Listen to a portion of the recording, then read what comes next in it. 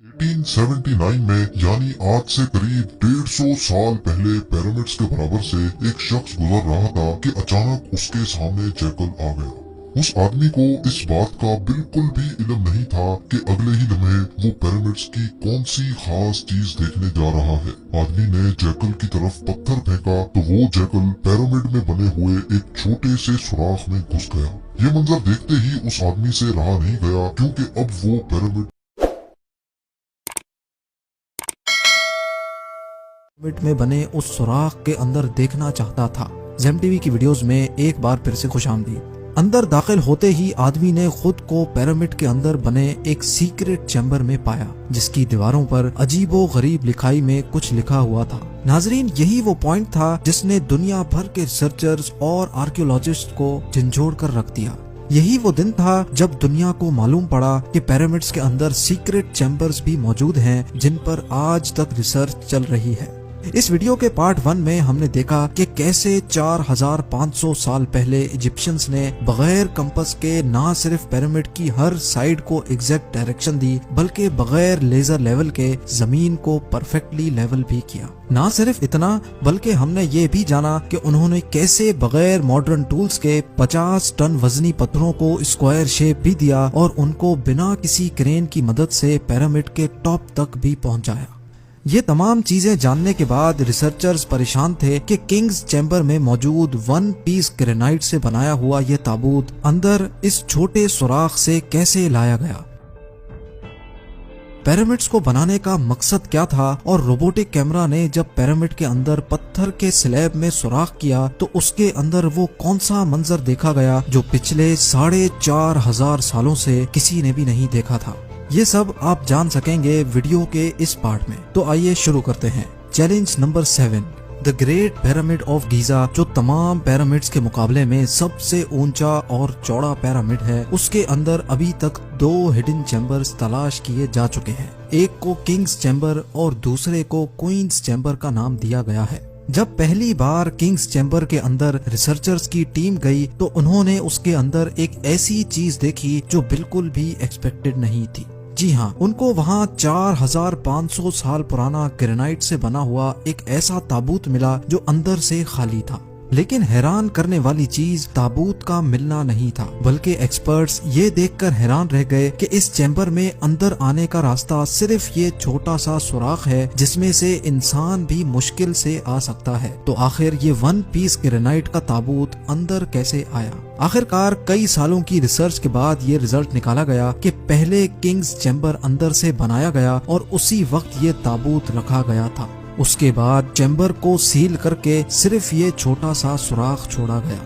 Challenge number 8, आखिर 4500 साल पहले वो कौन लोग थे जिन्होंने पिरामिड्स बनाने का इतना मुश्किल तरीन चैलेंज कंप्लीट किया था? ये एक ऐसा सवाल था जिसके बारे में कई मुख्तलिफ थ्योरीज गर्दिश करती रही हैं। किसी ने बोला कि ये मुश्किल तरीन काम उन गुलामों से करवाया जाता था जो खुद इजिप्शियंस नहीं थे, और उन गुलामों से जोर जबरदस्ती इतना वजन उठवाया जाता और पत्थर तोड़वाए जाते थे। कभी ये बात सुनने को मिलती है कि हजारों साल पहले अर्थ पर एलियंस आए थे जो ये पिरामिड्स बनाकर वापस चले गए। लेकिन एक्सपर्ट्स ने कई सालों की मेहनत के बाद कुछ ऐसा एविडेंस तलाश किया है जिसने ये तमाम थ्योरीज रिजेक्ट कर दी है। जी हाँ, एक्सपर्ट्स ने जब वहाँ मिलने वाले वर्कर्स की हड्डियों और स्केलेटन का मुआयना किया तो उनको एक खास चीज नजर आई। कुछ मजदूरों की हड्डियों पर जोड़ भी लगे थे और कुछ की सर्जरीज भी हो चुकी थी।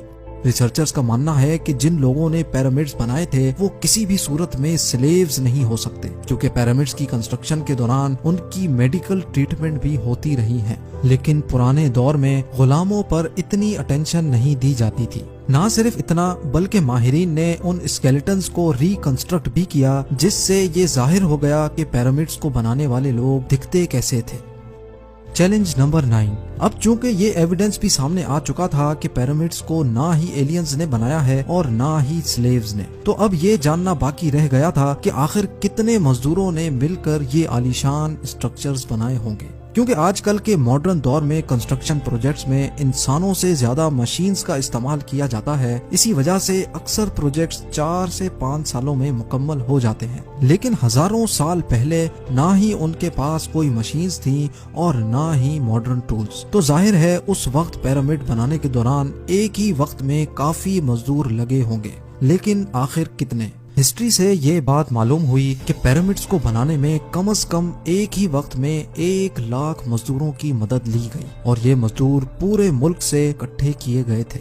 چیلنج نمبر 10، پیرامڈز کی الجھی ہوئی گتیاں اب سلجھنا شروع ہو چکی تھی۔ ایکسپرٹس اور آرکیولوجسٹ اب ایک ایسے موڑ پہ کھڑے تھے جہاں انہوں نے پیرامڈز کی کنسٹرکشن کے کئی پوشیدہ رازوں کو فاش کر دیا تھا، لیکن کئی راز ابھی بھی پوشیدہ تھے جو بار بار ریسرچرز کو تنگ کر رہے تھے۔ ان میں سے ایک راز تھا پیرامڈ بنانے کا مقصد۔ جی ہاں، 60 لاکھ ٹن سے بھی زیادہ وزنی 23 لاکھ پتھروں سے بنا صرف ایک پیرامڈ اور ان کے اندر بنے سیکرٹ چیمبرز کا آخر کوئی تو مقصد ہوگا۔ ریسرچرز کا ماننا تھا کہ صرف ممیز کو دفنانے کے لیے اتنا تام جام نہیں کیا جا سکتا، بلکہ ان پیرامڈز کا کوئی اور خاص مقصد بھی تھا۔ اس مقصد کو جاننے کے لیے دنیا بھر سے مختلف اداروں سے مدد حاصل کی گئی اور یہ رزلٹ نکالا گیا کہ پیرامڈز کا مقصد تھا انسانوں کو خدا بنانا۔ جی ہاں، ایجپشنز کا ماننا تھا کہ جب انسان مر جاتا ہے تو وہ اوپر آسمان میں جا کر ایک ستارہ بن جاتا ہے،